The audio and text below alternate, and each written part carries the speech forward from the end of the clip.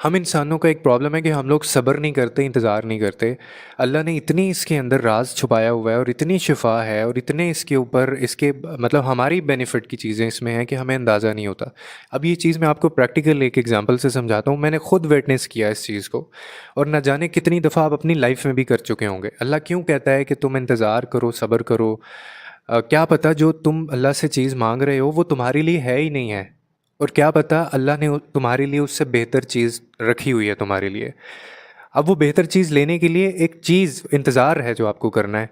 ایک ٹائم پہ تو نہیں دونوں مل سکتی نا۔ اب یہ پریکٹیکلی میں آپ کو سمجھاتا ہوں۔ I use to take a session of a student, وہ بچی تھیں، کوئی 23-24 سال کی بچی تھی، تو اس کا اس وقت پرابلم تھا، ابھی نہیں کوئی سال پہلے کی بات ہے، تو وہ کوئی ڈیسیجن نہیں لے پا رہی تھی، کوئی گھریلو شادی سے ریلیٹڈ ڈیسیجن تھا، تو فیصلہ نہیں لے پا رہی تھی، حالانکہ اس کو پتہ تھا، کلیئرٹی تھی، اس کو ڈائریکشن بھی پتہ تھی، لیکن وہ کہتی میں موٹیویٹ نہیں ہو پا رہی ہوں کہ میں یہ فیصلہ لوں، مجھے بڑا ڈر لگتا ہے، فیئر آف ان نون ہے۔ اور فیئر آف ان نون آپ کو میں ہمیشہ کہتا ہوں کہ یہ آپ کی ایمان کی کمزوری ہوتی ہے کہ آپ کا اللہ پہ ایمان نہیں ہے۔ تو میں نے خیر ان کے سیشنز لیے اس چیز کے اوپر اور ان کو بڑا موٹیویٹ کیا، میں نے کہا آپ فیصلہ لیں اور کسی اور چیز کو نہ دیکھیں، آپ صرف ایک ذات کے اوپر بھروسہ کریں، اللہ کے اوپر، اور صرف ایک کام کریں، اور وہ آپ نے اپنے لیے کرنا ہے، اور وہ کام یہ کرنا ہے آپ نے کہ آپ نے نماز پڑھنی ہے، فیصلہ لینے سے پہلے آپ نماز پڑھیں۔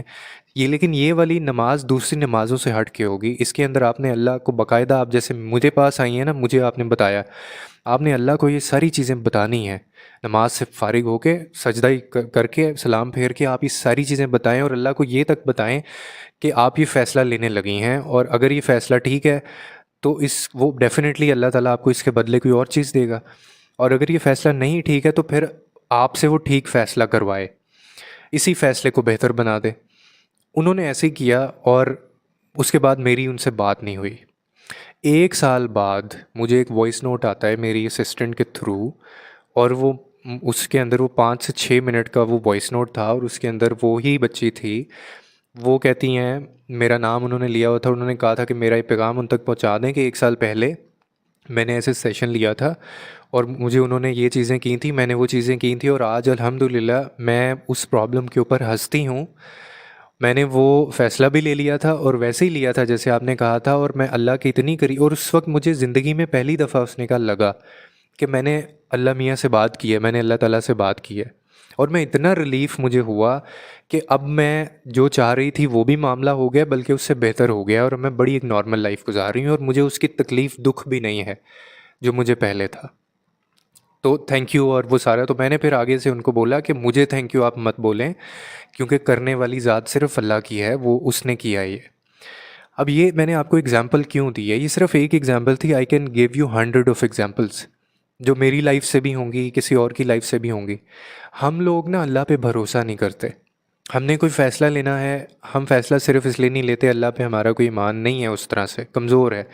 ہم ڈر رہے ہوتے ہیں، حالانکہ مالک وہ ہے، رازق وہ ہے، معاملات وہ دیکھتا ہے، ہر کنڈیشن کا آنر وہ ہے، کریٹر وہ ہے، اور آپ کی جو سانسیں آپ کی اور میری چل رہی ہیں، وہ سانسوں کا جو میل ہے، کب اندر جانی ہے کب باہر جانی ہے، یہ بھی کیلکولیٹڈ ہے، اور یہ بھی اسی کے کن سے ہو رہا ہے جو ہو رہا ہے۔ میں جو بات ابھی کر رہا ہوں یہ بھی اسی کے کن سے ہیں، آپ جو بات سن رہے ہیں یہ بھی اس کے کن سے ہے۔ تو اپنی لائف میں میں آپ کو کہوں گا کہ آپ یہ کر کے دیکھیں، میں خود یہ چیزیں کرتا ہوں، میرا کوئی بہت مطلب کوئی سرکل نہیں ہے، فرینڈ سرکل، لوگ سمجھتے ہیں کہ اللہ کے میں بہت قریب ہوں، حالانکہ گناہ گار ہوں میں بھی باقیوں کی طرح، لیکن لگتا ہے لوگوں کو، اور میں اس چیز پہ اکڑتا نہیں ہوں، میں مزید کہتا ہوں کہ اللہ تعالیٰ مجھے اور ہدایت دے۔